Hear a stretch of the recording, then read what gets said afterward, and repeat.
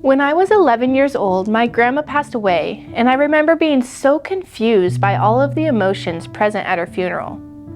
My grandma was an amazing Christian who loved Jesus, her family, and others passionately. At her funeral, my cousin sang one of my favorite songs titled "Where Joy and Sorrow Meet."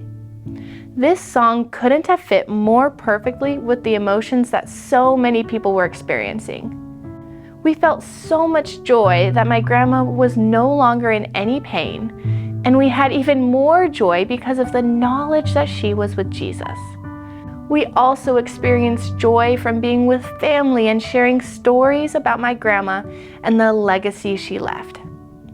At the same time, we felt so much grief and sorrow about living life here without her. I found a lot of comfort and wisdom in Ecclesiastes 3, which shares how there is a time for every season.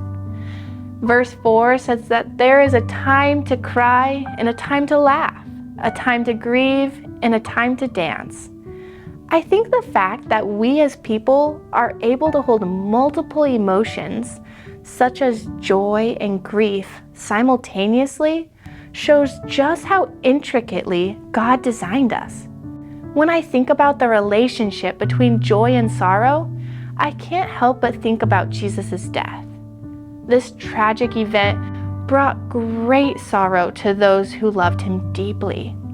However, his death was soon followed by his resurrection, which brought even greater joy that is still experienced today. What makes being one of Jesus' followers so special is not a promise that we will never experience hardships or grief. Rather, it's that we can have faith in the knowledge that there can be joy even in the most difficult hardships. This is because of the hope of eternity with Jesus. Perhaps you're finding yourself in a time where joy and sorrow are intertwined.